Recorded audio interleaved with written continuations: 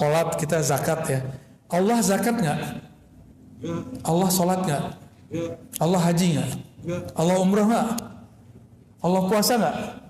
Tapi Allah sholawat nggak? Berarti sholawat spesial nggak?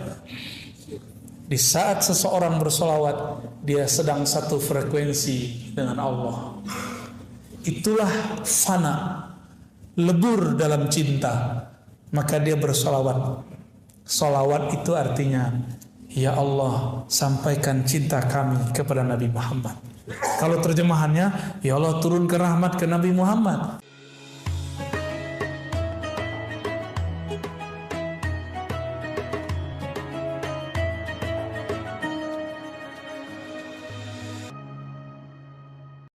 Assalamualaikum warahmatullahi wabarakatuh.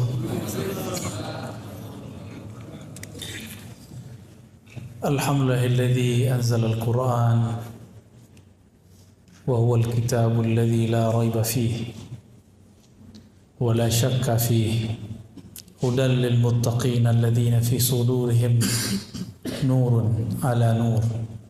Asyhadu an la ilaha illallah, asyhadu anna Muhammadan abduhu wa rasuluh. Allahumma salli wa sallim wa barik ala nabiyyina Muhammad wa ala alihi wa ashabihi wa li baitihi wa dhurriyyatihi ajma'in. Salatu wassalamu alayka ya Rasulullah. Bapak Ibu yang makan Allah, sahabat-sahabat jamaah Masjid An-Ni'mah, semoga diberikan nikmat zahir dan batin. Dalam surat Luqman dikatakan, wa asbagha alaikum ni'amahu zahiratan wa batinah, dan dialah yang melimpahkan kepada kamu nikmat yang zahir, nikmat yang batin.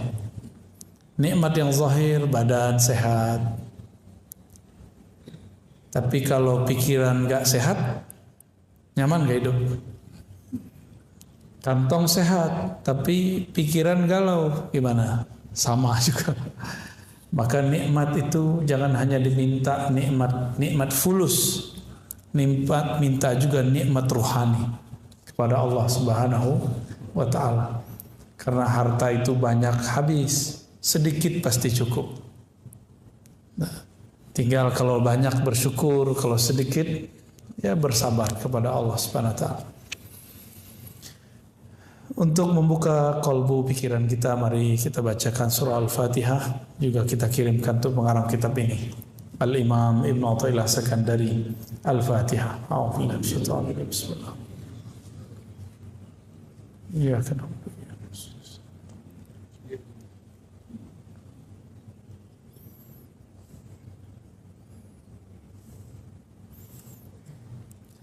Qala Ibn Athaillah, la yushakkikannaka fil wa'di adamu wuqu'il maw'ud.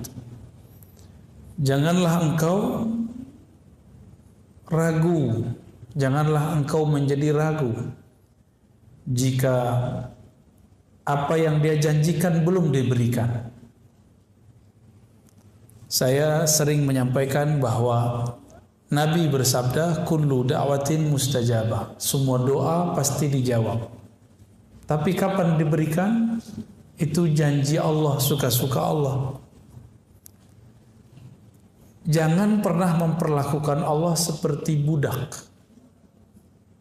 Apalagi memperlakukan Allah seperti anak buah. Minta sekarang, jadi sekarang juga. Allah itu Rabbul Alamin. Rabbun, bahasa Arabnya dapat diartikan tuan, pemilik. Kita justru dimilikinya, bukan kita yang memiliki Allah. Jangan kebalik-balik. Jangan pernah ngomong, aku udah minta gak dikasih. Memang kamu siapa? Ya, saya udah bertahun-tahun minta gak dikasih-kasih. Lalu ya iya, terus kamu siapa? Bisa maksa-maksa Allah. Memang Allah bapaknya, memang Allah anaknya, memang Allah anak buahnya, kan bukan. Kita gak berbuat apa-apa untuk Allah, terus minta-minta sesuatu, malu. Pilih, tidak minta dikasih, minta dikasih tapi waktunya suka-suka dia. Pilih mana Pak? Enggak minta. Apa yang harus dilakukan? tunaikan tuntutannya. Apa yang dituntut dari kita? Wa'bud rabbaka hatta ya'tiyal yaqin. Sembahlah Allah, kenalilah Allah sampai kamu benar-benar yakin. Ya, ada tuh di belakang kan. Kalau terjemahan biasanya yakin diartikan al-maut. Kalau saya enggak, ya, maut udah pasti. Kalau al-maut, kenapa enggak ditulis saja di situ wa'bud rabbaka hatta al-maut? Maka terjemahan kita lain. Al-yaqin, yakin. Yakin itu al-i'tiqad al-jazim, keyakinan yang mantap kepada Allah Subhanahu wa ta'ala. Wa'bud dapat diartikan wa'rif, kenalilah Allah sampai kamu yakin.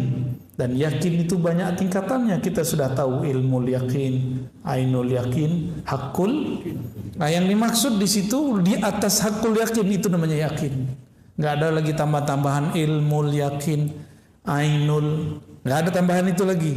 Hakul, di atas itu semua itu namanya al-yakin, alif lam, keyakinan yang sempurna.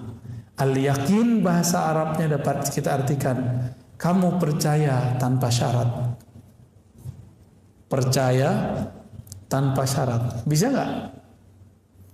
Jadi kalau versi saya, Pak, kan yakin biasanya kita artinya 3 ya. Ilmul yakin, ainul yakin. Ilmu itu teori, karena yang menyampaikan orang terpercaya, maka kita percaya. Kalau ainul yakin, kita melihat sendiri buktinya, tapi belum merasakan. Kalau hakul yakin, kita merasakan. Kalau al yakin, rasa tidak rasa, kita yakin tanpa syarat. Bisa nggak? Kayaknya susah ya. Kalau nggak rezekinya lancar, nggak baca waqiah ya. Jadi kalau seandainya rezeki nggak nambah karena duha, nggak mau duha lagi. Bener. Kayaknya begitu sih ya. Kenapa semuanya harus bersyarat sama Allah? Allah memberi kita tanpa syarat. Saya mau tanya, kita nyembah Allah untuk untuk kita? Di surat Luqman, bersyukur kepada Allah itu bukan untuk Allah. Linafsi, siapa yang bersyukur kepada Allah kembali ke dirinya sendiri. Jadi Allah nggak butuh kok syukur kita. Jangan GR amat. Ya. La yushakkikannaka fil wa'di 'adabu wuqu'il mau'ud. Janganlah engkau menjadi syak mengenai suatu janji bahwa doa pasti dijawab. Tapi waktunya tidak sesuai dengan apa yang kita ekspektasikan. Wa in ta'ayyana zamanuh, meskipun zamannya sudah jelas. Li'alla yakuna dzalika qadhan fi basiratik, supaya syak kamu itu tidak memadamkan cahaya mata hatimu. Wa ikhmadan li nuri sariratik, dan dapat memadamkan cahaya dalam sirmu.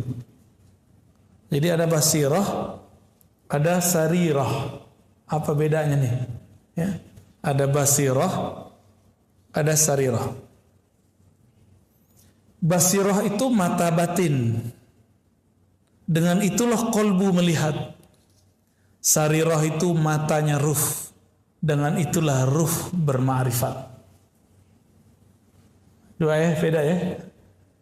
Kalau kolbu itu dibuka lagi. Ada lagi yang terdalam, namanya sir, sarirah. Sarirah itu matanya ruh. Ruh kita memandang dengan itu.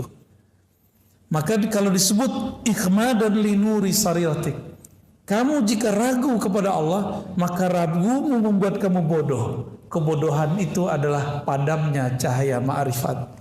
Ma'rifat artinya ilmu. Ya. Kita semua sudah tahu Allah tidak pernah melanggar janjinya. Innallaha la yukhliful mi'ad. Tapi giliran diuji sebentar saja, kita doa belum dikasih, mulai ragu. Benar nggak? Padahal doanya nggak sungguh-sungguh juga. Bapak doa tapi pikirannya kemana-mana. Ya, itu nggak sungguh-sungguh namanya. Doa yang sungguh-sungguh itu seperti kita datang kepada seseorang meminta pertolongan kepadanya, kita jaga adab di depan dia. Berani nggak kita datang ke seseorang, orang bos, kita minta kepada dia sesuatu pakai proposal.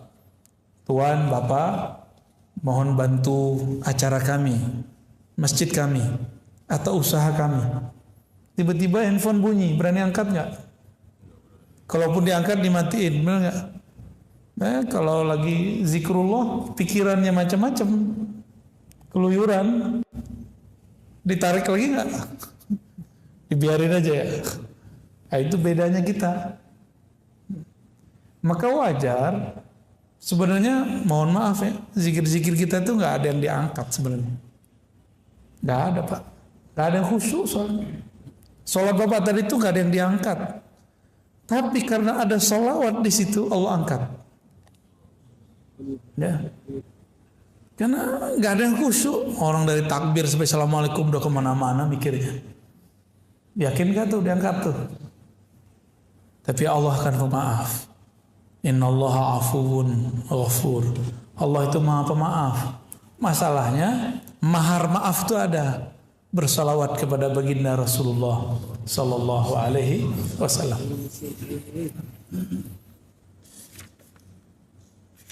Kita masuk ke hikmah berikut ya. Dari kesimpulan sebelum masuk, jadi ciri-ciri orang yang basirahnya hidup, dia tidak syak meskipun doanya belum dijawab. Dia tidak syak kalau dia sakit berobat belum kunjung sembuh. Inilah rahasia Nabi Ayub. Nabi Ayub ditegur sama istrinya. Mas Ayub, kira-kira begitu ya.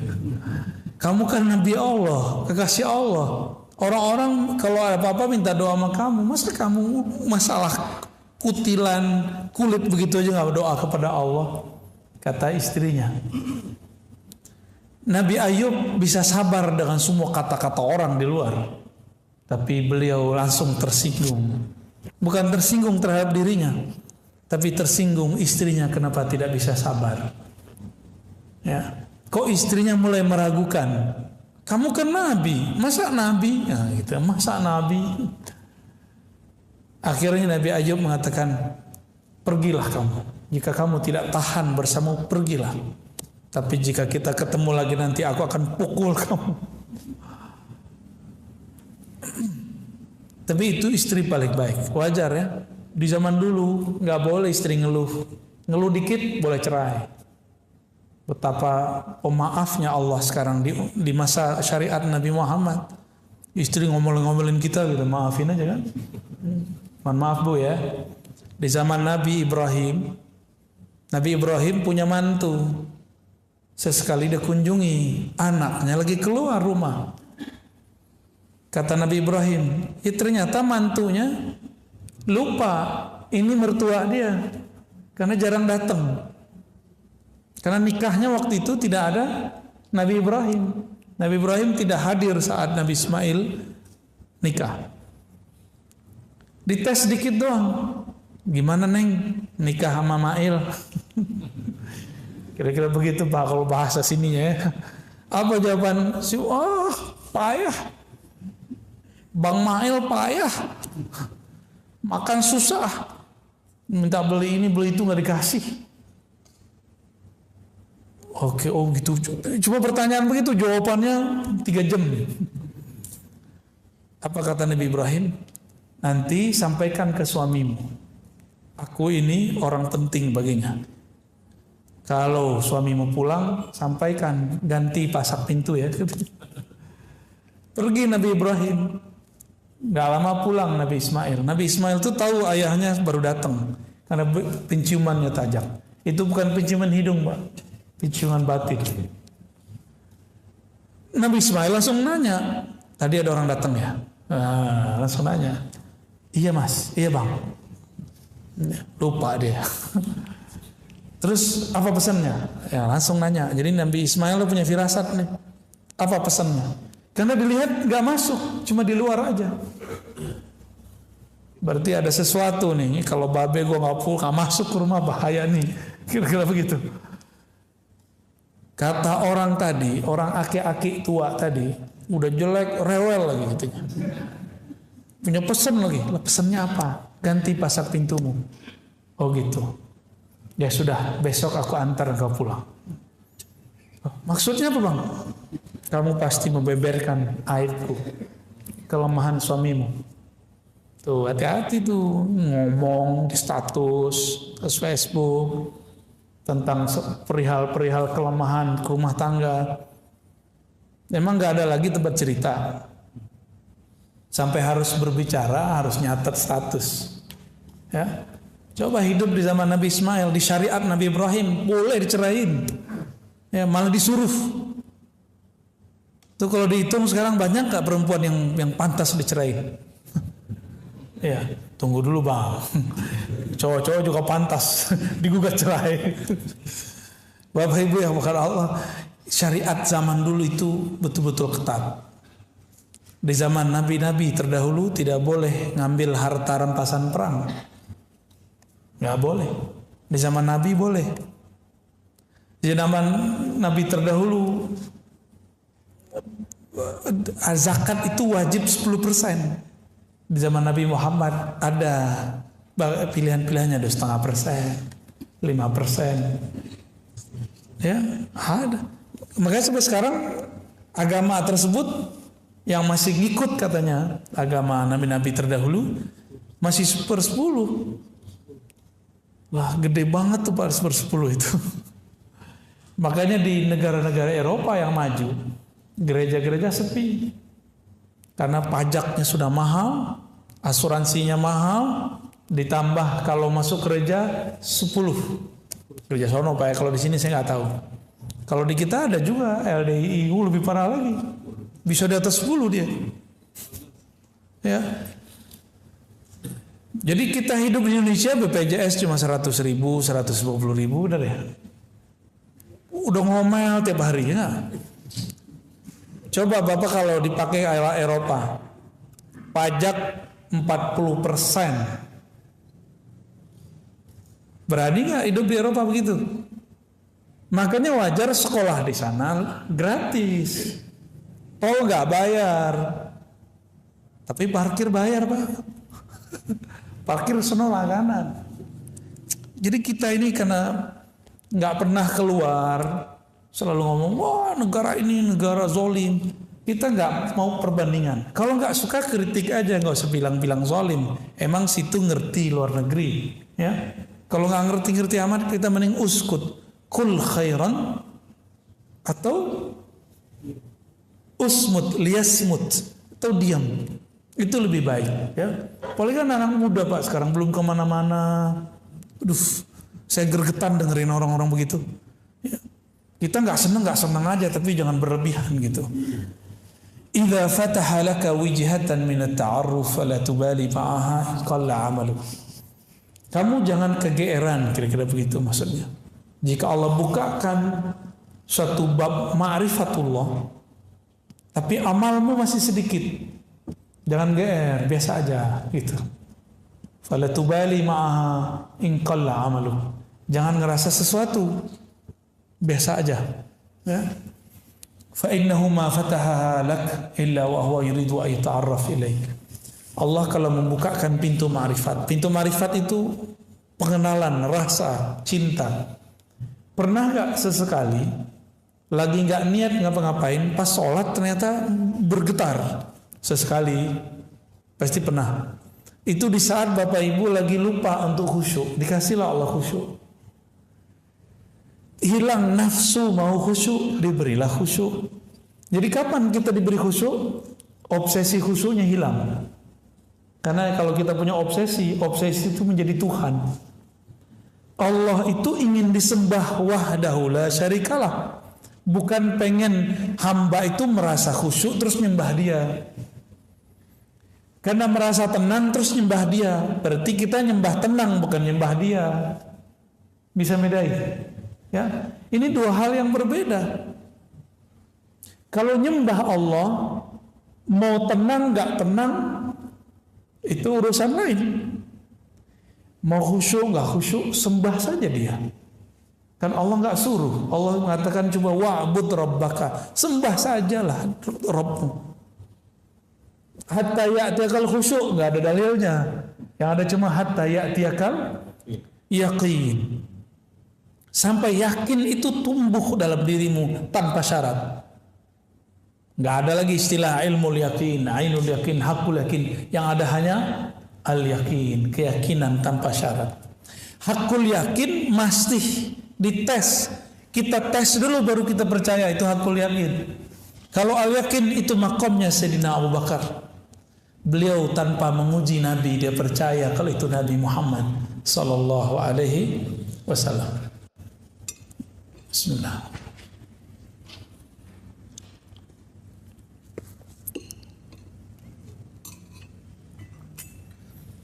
Kalau Allah membukakan rasa, zikir terasa ringan. Biasanya gak bisa tahajud jadi bisa tahajud. Biasanya gak senang pengajian jadi senang pengajian. Itu namanya Allah ingin memberi kita ma'rifat. Biasanya males mau datang kajian, sekarang gak males. Berarti sudah ada gerak ma'rifat dalam qalbu. Nah, jangan GR, jangan rasa sok suci juga. Allah kalau memberikan rasa itu kepadamu, berarti Allah sedang ingin berkenalan denganmu. Itu maksudnya. Kita tiba-tiba zikir pagi sore, kayaknya rajin. Pernah ngalamin itu gak? Baca Quran biasanya setahun sekali. Ini sebulan sekali. Atau sebulan berapa kali? Ada yang bisa 3 kali. Berarti 10 hari khatam. Terus bilang, keren juga gue ya. Pertama kali saya menghafal Quran, Pak. Hanya seminggu. Untuk pemula bisa hafal 1 juz. Saya hitung-hitung untuk kertas. Wih, tebel juga ya. Takjub itu. Wow, berarti otakku luar biasa. Berapa lembar nih? Saya hitung-hitung. Habis itu 3 bulan gak nambah 2 juz. 1 halamannya susah. Tobat lagi, astagfirullah, kayaknya ada gak bener nih ya. Setelah kita tobat lagi, baru bisa jalan lagi tuh. Hafalnya cepat lagi. Tuh awal-awal ngapalin Quran dulu tuh. Jadi ternyata ada juga godaan, padahal ini teks suci. Belum tentu cara menghafalnya, caranya suci. Maka teman-teman penggiat hafalan, gak usahlah buat hafalan sebulan 40 hari. Lebay. Ikutinlah sahabat Nabi. Sahabat Nabi itu ngafalin dikit-dikit. Khamsan. 5 baris. Mau Bapak Ibu? Ya, 5 baris. Ustaz buru-buru 5 baris. 1 baris lumayan. Ada tips yang masih kerja. Jangan buang-buang waktu. Berangkat dengerin surat An-Naba, tapi diulang-ulang. 1 surat aja. Jadi flash disknya isinya 1 surat aja. Jangan tamak mau banyak-banyak ayatnya. Kecuali emang mau mendengarkan banyak ayat. Makruh loh Pak, kita nyetel Quran terus kita ngobrol. Mending nyetel nasyid, nyetel sholawat. Jadi kalau nyetel Quran kita diem. Itu adabnya ya. Jangan sok soleh. Biar kelihatan soleh sama teman. Setel MP3 tartil. Tapi ngobrol ya salam. Itu nggak adab. Kenapa?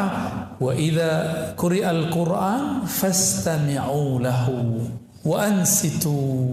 Surah Al-A'raf jelas tuh ayatnya. Jika dibacakan Quran, maka hendaklah kamu mendengarkan lalu diam. Itu adabnya ya. Maka saya termasuk tidak sepakat. Mohon maaf, di masjid ini gimana nih?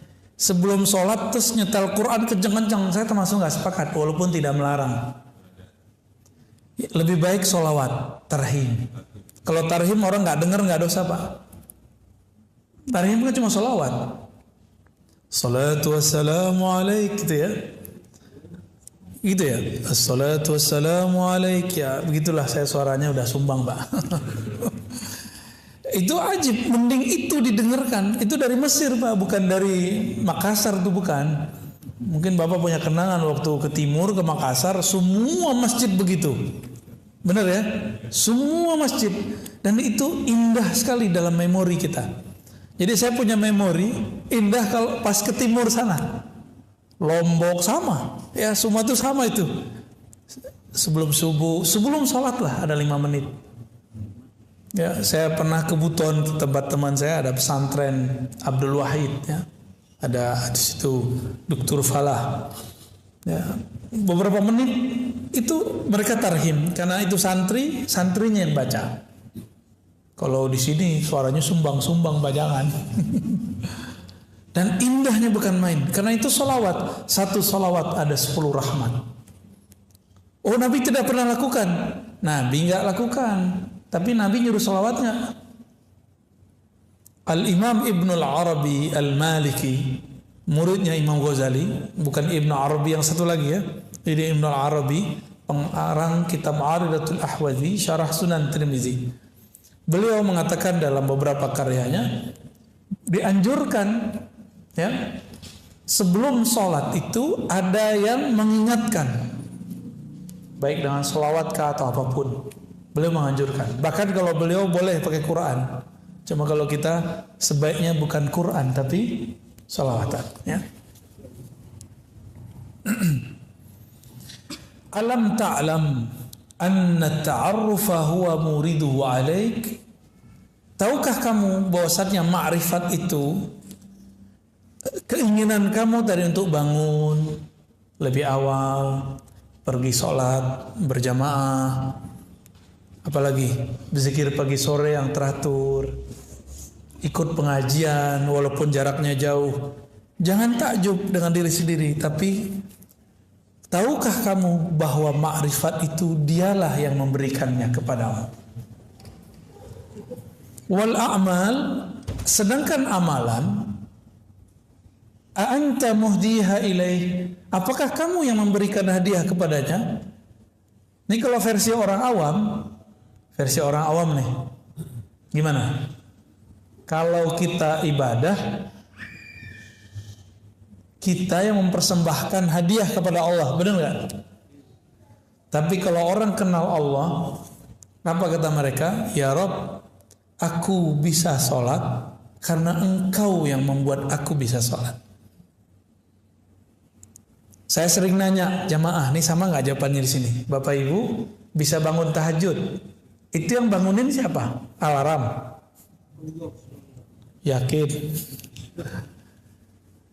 Alarm, pasangan, atau Allah? Dalam surah Az-Zumar dikatakan, Allah lah yatawaffal anfusa, yang mewafatkan jiwa-jiwa. Di antara jiwa itu ada yang Allah yumsik, Allah tarik, mati namanya. Ada yang Allah yursil, Allah lepas kembali, maka dia bangun dari tidurnya. Oleh karena itu, tidur itu saudaranya mati. Karena selangkah lagi mati, Pak. Kalau nggak dibalikin, mati sudah. Gitu. Doa kita apa bangun tidur? Segala puji bagi Engkau ya Allah, ahyana, yang kembali menghidupkan kami. Benar ya?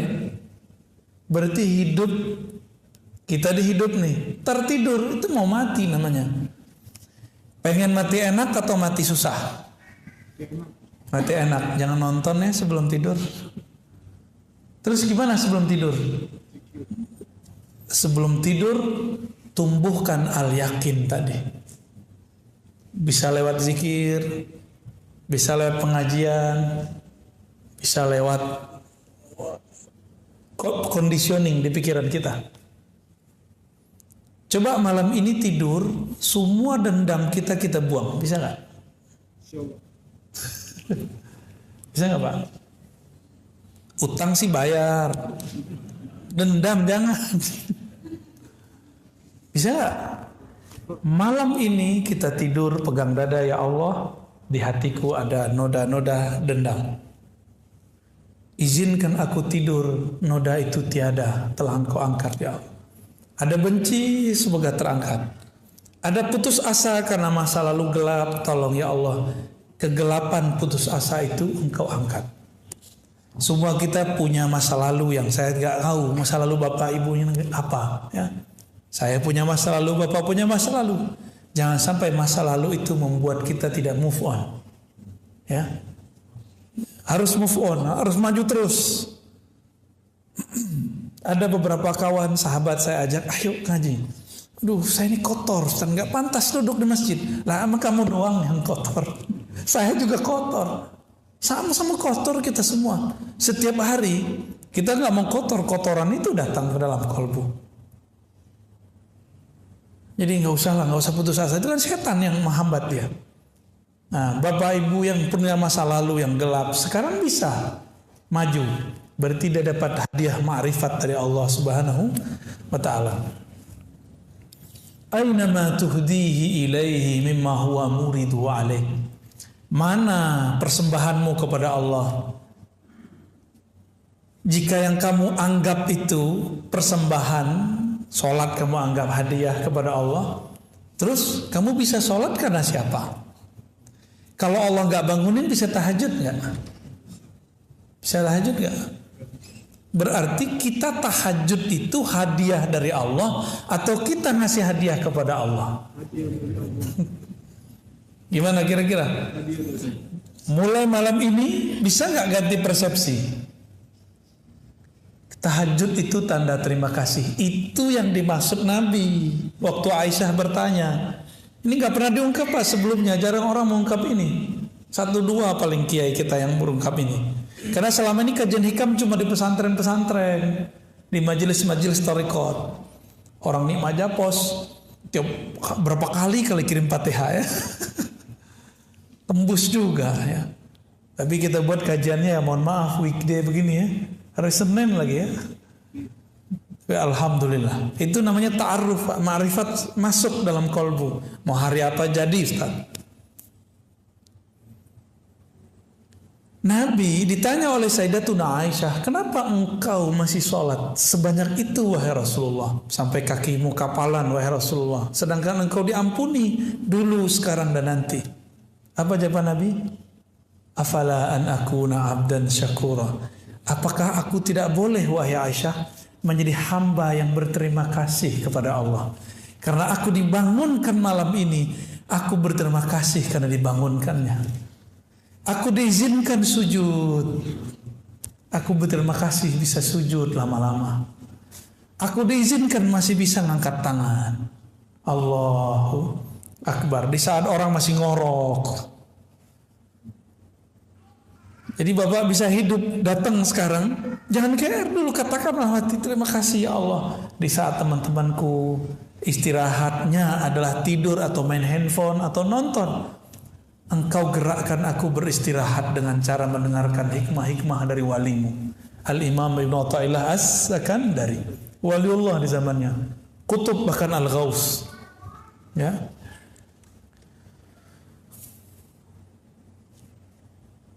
Maka beliau kasih pertanyaan, wa aina ma tuhdi ilaihi mimma huwa muriduhu alaik. Itulah kata-kata Nabi. Apakah aku tidak boleh bersyukur? Apakah aku tidak boleh berterima kasih kepada Allah SWT? Saya jelasin begini Pak, bukan saya yang pinter Pak. Jangan salah paham ya. Bukan saya yang pinter. Saya bisa menjelaskan begini karena saya dulu mau khidmah kepada guru-guru saya. Maka Allah kasih hadiah ini. Jadi ini hadiah dari Allah, bukan saya yang menghadiahkan ke Bapak. Ya. Maka nanti kalau ada yang bisa baca kitab, bawa kitabnya ke sini Pak. Jadi ngaji, lihat walaupun terjemahan, baca aja. Siapa tahu ada umur, ya, bisa mengajarkannya, ya. Amin. Kalau enggak bisa ngajarin dia orang, ya di rumah kita. Siapa tahu, ya. Jadi gimana? Masih berani minta pahala? Saya malu meminta pahala kepada Allah. Ya. Pahala itu bahasa Sanskerta berarti balasan. Berani minta balasan dari Allah? Ibarat gini, saya minjem mobil Bapak, Saya pinjam nih mobil bapak hari ini, pulang-pulang bersih. Terus saya bilang, mana bayarannya mas? Ya, saya minjem, terus saya minta bayaran dari pinjaman itu. Waras nggak? Jadi sebenarnya banyak orang beribadah tuh belum sampai babul yakin. Kalau dibilang nggak waras termarah pak ya. Masa dengan cuma sholat 5 waktu, sholat tahajud yang berkabut itu, sholat duha yang khusyuk itu, terus kita berani meminta sesuatu balasan dari Allah Subhanahu Wa Taala. Itu orang nggak tahu posisi dia. Ya kalau bahasa kasarnya nggak tahu diri lah. Berarti dia belum sampai kepada kesadaran ma'rifat. Sholatnya baru sholat nafsu, belum sholatnya seorang yang bermakrifat. Dia nafsu mau dapat sesuatu, dia sholat. Moga-moga sholatnya memperlancar dia dapat sesuatu. Itu nggak baik ya.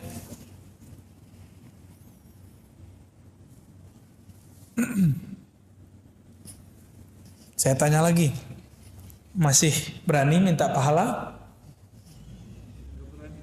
Gimana? Paham nggak saya ngomong apa dari tadi? Paham ya? Hikamnya berat pak, tapi insya Allah saya bahasakan bahasa ringan. Apa yang kita lakukan dari ibadah, zikir, belajar, semuanya adalah hadiah ma'rifat dari Allah. Karena itu hadiah darinya, pantaskah kita selesai menerima hadiah terus minta hadiah lagi? Itu hadiah pahala. Saya rasa nggak pantas. Maka saya mengimbau diri saya sendiri dan kita semua yang hadir cukup meminta pahalanya.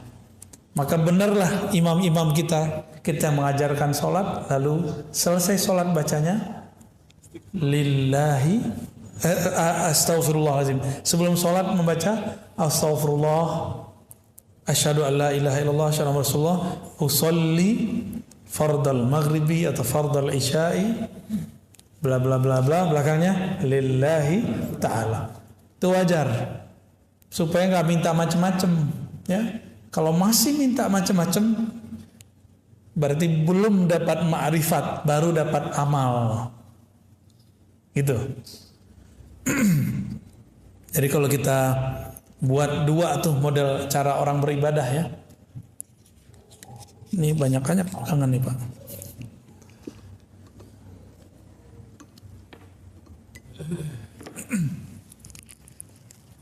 Allah Subhanahu wa taala, ini kita buat ilustrasi. Ini bukan Allah, ini hanya nama yang menunjukkan tentang Allah.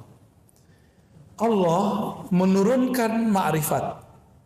Apa yang diturunkan? Biar kepalanya tengong dikit, Pak. Ma'rifat. Bentuk ma'rifat itu apa?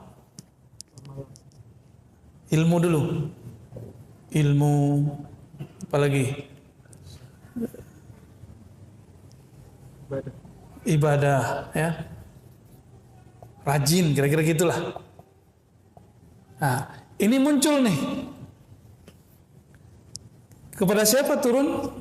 Abdun, kepada hamba Allah Subhanahu wa taala. Kalau itu turun, maka si hamba dapat sholat. Dia rajin sholat, dia ngaji, dia ibadah. Bapak sedekah, itu harta dari siapa? Masih meminta pahala. Betul, Allah mengatakan satu kali ngasih, 1 kali 700, benar nggak? Ini yang ikhlasnya lumayan. Kalau ikhlasnya kurang, 1 kali 10, ini standar. Ikhlas nggak ikhlas ini dapat 10. Maka orang non muslim, kalau dia suka memberi, dia dapat 10 keberkahan, walaupun dia non muslim. Tapi kalau dia percaya kepada Allah, langsung naik 700. Tapi kalau dia tidak bersyarat al-yakin, 1 kali tak terhingga. Pilih mana Pak? Nah, si hamba ini ketika saya sholat, jika dia sudah faham bahwa ini ma'rifat, bagi dia bukan memberi hadiah kepada Allah, tapi dia sedang ibadah itu. Kalau si hamba datang kepada Allah disebut dengan ubudiyah. Apa arti ubudiyah? Penghambaan. Itu artinya, bukan ibadah, penghambaan. Jadi sholat itu bukan lagi untuk minta pahala. Maka saya berharap jamaah kita malam ini mulai dewasa rohaninya. Jadi kedewasaan rohani ditandai dengan sholat tidak minta sesuatu lagi kepada Allah. Siap malam ini? Siap. Nggak minta khusyuk, nggak minta tenang, nggak minta pahala, nggak minta surga. Yang diminta cuma Allah, pemilik surga dan neraka. Itu. Allah mengatakan aqimis salata li dzikri. Surat Taha ayat 14. Salatlah kamu untuk sekedar mengingatku. Bukan supaya tenang. Ingat saja aku, nanti pasti tenang. Karena kalau orang dia mencari ketenangan, dia nggak pernah tenang. Emang tenang itu apa? Tenang itu di saat dia lupa mencari ketenangan. Kapan dia lupa mencari ketenangan? Di saat dia lupa apa yang harus ditenangkan. Yang harus ditenangkan? Pikiran, hati. Lupakan itu baru masuk ke zikrullah. Maka zikir itu ada tingkatannya 3. Tingkatan zikir, Pak. Pertama, zikir menyebut. Ya, ini tingkatan zikir nih. Kalau kita buat tingkatan zikir. Zikrullah ya.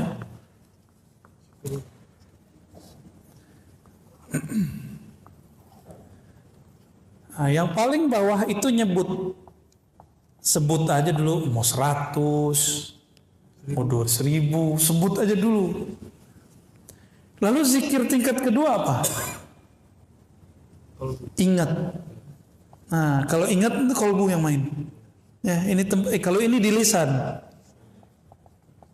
Kalau ini di kolbu.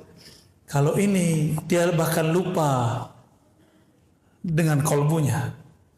Nah, inilah zikir ruh. Zikir ruh itu ma'rifat. Mengenal Allah. Pernah nggak Bapak nyebut-nyebut seseorang tapi kita belum kenal? Baru tahu di sosial media. Ternyata dia di samping kita. Pernah nggak? Karena belum kenal. Ada orang udah kenal sama dia, biasa aja. Gak perlu nyebut-nyebut. Ya, kita sebut-sebut dia. Ya. Bapak ini kalau sesekali ketemu orang, minta foto sama orangnya. Tapi kalau udah sering ketemu, minta foto nggak? Enggak, udah ada fotonya di kolbu. Ya, nggak perlu minta begitu.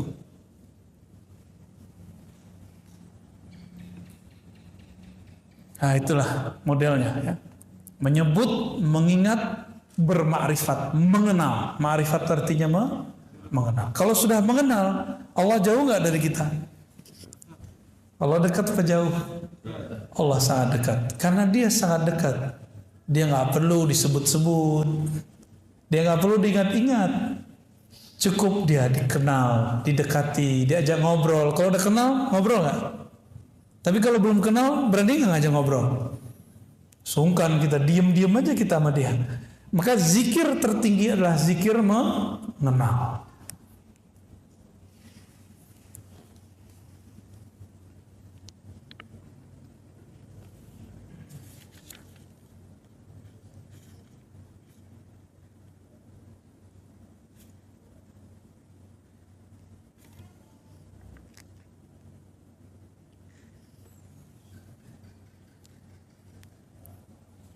Di sini ada beberapa penjelasan panjang ya. Tapi kalau saya bacain penjelasannya, hikmahnya nggak banyak dapat Pak. Kita cukupkan ya. Hikmah baru aja lagi. Ya. Hikmah keberapa nih? 6. Udah 6 ya? 8 apa 6? Tadi 1, 2, sekarang yang ketiganya. Ya hitung aja Pak ya. Tanawwa'at ajnasul a'mali litanawwu'i waridatil ahwali. Tanawwa'at, bermacam-macam jenis amalan, ajnas, jenis. Jadi jenis itu dari bahasa Arab. Jinsun, jins. Pakai jeans nggak Pak? Itu beda lagi ya. Jeans itu bacanya ya. Kalau ini jinsun, jim nun sin. Jenis bahasa Indonesia. Genus dalam bahasa pengetahuan lama ya. Tanawwa'at. Kenapa bermacam-macam amalan itu? Kenapa amalan itu nggak kayak malaikat? Malaikat itu yang sujud aja. Ada malaikat itu dia kalau ibadah dari awal penciptaan itu cuma ruku. Nabi ditanya, wahai Rasulullah, apakah zikir yang paling utama? Apa kata Nabi? Zikir yang paling utama adalah yang paling utama dibaca oleh malaikat di langit. Subhanallah wa bihamdi, subhanallahil azim. Yang tadi Bapak baca ya. Subhanallah wa bihamdi, subhanallahil azim. Jangan pakai terjemahan, pakai makna dari saya. Subhanallah, sungguh hebat Engkau ya Allah. Wa bihamdi, Engkau maha terpuji ya Allah. Subhanallah, subhanallah bihamdi, subhanallahil azim. Sungguh hebat Engkau ya Allah, Engkau maha agung ya Allah. Itu maknanya. Kalau kita menerjemahkan maha suci, kayaknya ada yang perlu disuci-sucikan. Emang Allah butuh disucikan? Enggak. Jadi terjemahan ini kan terjemahan masa lalu. Abad-abad tahun 1600, berarti abad 17 ya. Oleh Syekh Abdul Rauf As-Singkili, subhana itu diartikan maha suci. Ini harus direvisi karena di zaman itu maha suci itu artinya maha hebat kalau versi kita sekarang. Nah, jadi harus diganti tuh istilahnya. Di zaman itu orang ngerti maksud maha suci. Di masa sekarang maha suci itu terjemahannya adalah maha hebat. Ya. Dari mana kita tahu? Bapak kalau ketemu orang Arab yang benar Arabnya, kalau dia melihat sesuatu yang menakjubkan dia bilang subhanallah. Gitu. Ya. Melihat yang cantik sekali atau gagah sekali itu dibilang subhanallah. Gitu. Ya. Saking dia merasa hebat banget ini. Kok ada orang secakap ini gitu. Atau dia menyaksikan suatu kejadian yang di luar logika dia akan ngomong apa? Subhanallah. Itu orang Arab. Lain dengan Masya Allah, beda lagi. Mungkin gak dalam semalam orang pindah kota tanpa pakai pesawat, tanpa pakai bus, tanpa pakai alat dari Jakarta ke Surabaya dalam waktu cuma sedetik. Mungkin. Mungkin. Tapi kalau terjadi kita bilang apa? Subhanallah, ajaib. Ajib gitu ya. Ajib itu bahasa Arab tapi ala Betawi, Pak. Ya, bahasa Arab tapi rasa Betawi. Ajib. Orang Arab juga bingung, padahal ajib itu dalam bahasa Arab itu artinya aneh loh gitu. Di bahasa kita ajib menjadi luar biasa. Maka subhanallah itu artinya sungguh hebat ya. Saya menganjurkan Bapak Ibu kalau nonton itu yang ditonton penemuan ahli-ahli ilmuwan kita mengenai darah, hebatnya jantung, dahsyatnya otak, satu molekul di tubuh. Aduh, kalau kita lihat itu tubuh kita langsung bertasbih lagi, Pak. Baik. Amalan itu banyak jenisnya karena pemberian Allah juga beragam bentuknya. Itu hikmah malam ini. Kenapa ada zikir subhanallah, ada zikir Allahu Akbar, ada zikir la ilaha illallah? Karena rahasia yang Allah mau beri juga beragam. Allah kaya atau miskin? Kaya. Karena dia kaya, maka dia ingin memberikan kita macam-macam hadiah. Bapak punya teman gak orang yang tajir? Tajir baik hati, sering ngasih hadiah gak?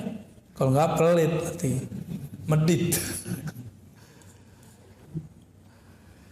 apabila ada orang kaya, dia suka ngasih hadiah sama kita karena dia senang. Pasti hadiahnya macam-macam. Kadang ini, kadang itu, kadang ini, dan kadang-kadang surprise. Allah lebih kaya daripada yang kita bayangkan. Dia ingin kita menerima itu. Tapi Allah Subhanahu wa taala ingin kita siap menerimanya. Allah nggak butuh tasbih, kita nggak butuh. Allah nggak butuh sholat, kita nggak. Yang Allah mau dari kita adalah engkau siap-siaplah menerimanya. Itu. Kita mau kasih motor ke anak kecil umur 10 tahun. Tanda sayang atau bunuh? Ya, konyol atau hebat? Konyol itu.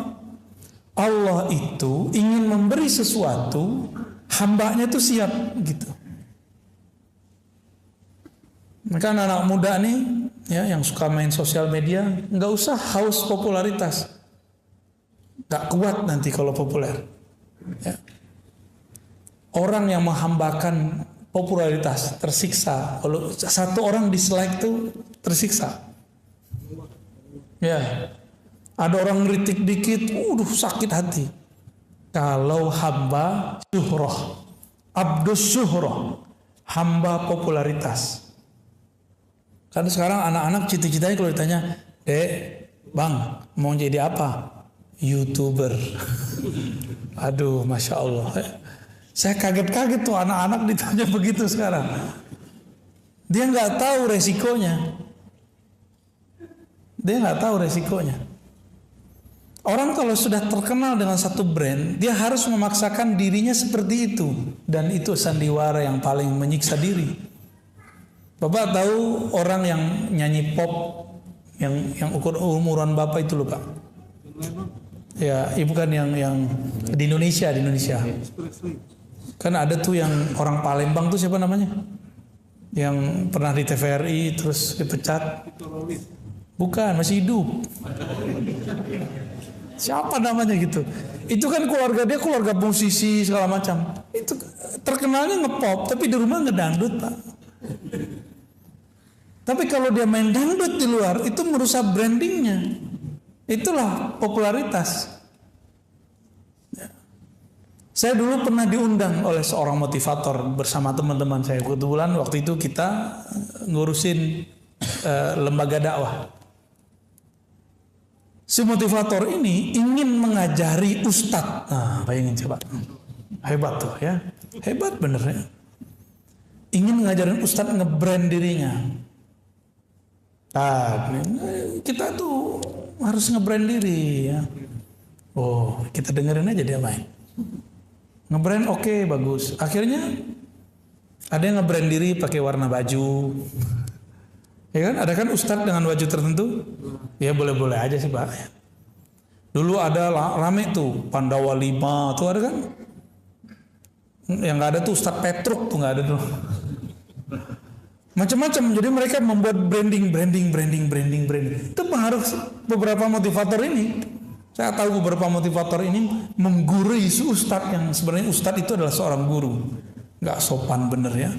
Mungkin niatnya bener baik supaya ustadz ini punya kualitas hidup yang setara dengan para motivator. Nggak, ustadz itu jalan hidupnya beda. Ya. Terus terakhir dia bilang apa? Ustadz itu kalau ceramah harus memperhatikan sound. Terus apa lagi? Harus bertarif. Waduh. Itu teman-teman saya yang ikut rata-rata rusak karena sifat motivator. Ya beda Pak. Kalau ustadz tuh dengan motivator tuh beda. Ustadz tuh dia ngomongin Allah sama akhirat. Walaupun dia butuh duit, dia nggak boleh ngomong. Ya nggak boleh dia ngomong. Itu brandnya tuh Allah. Semua brand itu Allah. Jadi gak usah si ustadz tuh kemudian harus di brand dengan warna baju, di brand dengan biar terjaga brandnya, kalau datang harus mobilnya bagus. Gak mesti. Kalau ada rezeki ya beli mobil, kalau enggak ya apa adanya aja. Ustadz tuh harus pakai baju tertentu, apa serban tertentu. Ya salam, itu nyiksa diri. Apakah dengan miring sedikit begini ilmunya berkurang Pak? Nggak ada urusan. Kok Pak ini dimiringin dikit, ini merubah? Nggak berubah ilmunya. Kalau emang ilmu ada di dalam akan berubah. Saya datang ke sini pakai sarung, pakai gamis. Bapak karena udah kenal, Bapak biasa aja, ya kan? Karena saya juga biasa, Bapak biasa juga kan? Saya datang sebagai orang biasa, nggak pakai tarif-tarifan. Bapak santai kan? Kalau nggak Bapak deg-degan juga Pak. Kita udah bayar nih, udah panjer nih, deg-degan juga.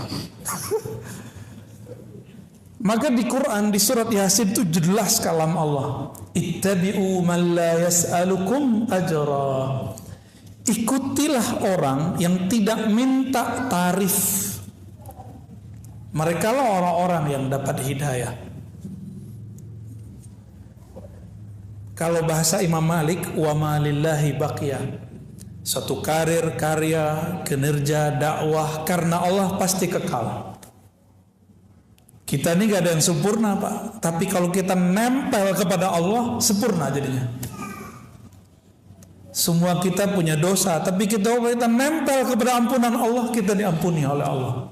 Salat kita gak ada yang bagus, tapi kalau kita nempel kepada ridha Allah, Allah akan baguskan salat itu. Ya. Ketika seseorang baca Alhamdulillah, maka akan ada satu kondisi di kolbunya kalau dia berkoneksi dengan Allah. Pahami dulu makna Alhamdulillah. Alhamdulillah artinya thanks God. Ya, syukran ya Allah. Terima kasih ya Allah. Semua pujian itu milikmu ya Allah. Allah itu dipuji sebagai tanda terima kasih. Maka ditulislah segala puji. Kalau di abang sebelah kan puji Tuhan ya. Ya, akhirnya sama-sama garing. Ini baca Arab, ini baca terjemahan. Sama gak sama garing. Menurut saya cukup kita katakan terima kasih ya Allah. Itu lebih dahsyat. Ya, ya, syukran ya Rabb. Itulah rasa syukur. Syukur ya Allah gitu artinya. Kalau baca Allahu Akbar, apa yang dirasakan? Ya Allah, Engkau besar, kami kecil. Kalau kita bawa pikiran banyak mau sholat, cukup baca takbir. Bapak manai takbirnya. Itu semua pikiran kita langsung mengecil. Yang besar hanyalah Allah Subhanahu wa ta'ala. Kita punya banyak masalah sebelum sholat. Setiap hari ada masalah nggak? Ya, benar. Setiap hari ada masalah ya. Bener. Ada yang gak punya masalah tiap hari? Pasti punya masalah. Masalah Bapak Ibu nih banyak nih, gak usah curhat ke siapa-siapa. Ya, gak usah curhat ke ustadz, gak usah curhat ke teman, gak usah. Curhat kepada, cukup katakan Allahu Akbar, ya Allah masalahku banyak. Tapi Engkau ampunan rahmatnya, bantuannya lebih banyak. Jalan keluarnya lebih banyak. Itu selesai cepat itu Pak. Selesai cepat itu. Jadi kita ini mentok karena kita jalan lewat jalan buntu. Coba mundur dulu, kan nggak mau mundur. Mundur, cari yang baru. Maka zikir itu membuat orang mau mundur dari kesalahannya supaya maju mencari yang benar. Itu yang disebut taubat. Ya. Jadi pribadi taubat itu bukan pribadi yang sering baca astagfirullah. Itu namanya bacaan istighfar. Ya, taubat itu pribadi yang tidak menyalahkan siapa-siapa, tapi dia menyalahkan dirinya. Dia ketemu pakai GPS salah GPS nih. Ya bukan begitu. Kenapa dia nggak mau nanya sama orang? Ini kan udah tahu ada orang, nanya ke GPS. Apalagi zikirnya. Salawat itu mencakup zikir-zikir yang ada. Jadi kalau saya salawat Bapak Ibu, Bapak salawat, itu tadi zikir kita yang tadi kebawa semua sama dia. Kenapa? Saya mau tanya Pak, salat kita zakat ya, Allah zakat nggak? Allah salat nggak? Allah haji nggak? Allah umrah nggak? Allah puasa nggak? Tapi Allah salawat nggak? Berarti sholawat spesial nggak? Di saat seseorang bersolawat, dia sedang satu frekuensi dengan Allah. Itulah fana, lebur dalam cinta. Maka dia bersolawat. Solawat itu artinya, ya Allah, sampaikan cinta kami kepada Nabi Muhammad. Kalau terjemahannya, ya Allah turunkan rahmat ke Nabi Muhammad. Emang Rasulullah masih butuh digituin? Enggak. Ini saya kasih artinya Pak ya. Apa arti solawat? Ya Allah, sampaikan cinta kami kepada Rasulullah Sallallahu Alaihi Wasallam. Baru tuh ada rasa tuh ketika bersolawat. Jangan nerjemah lagi sholat, tapi maknai sholat itu. Itu aja bedanya kalau kita belajar hikam dengan belajar terjemah. Saya yakin kalau orang sini belajar terjemah, 2 kali pertemuan kabur.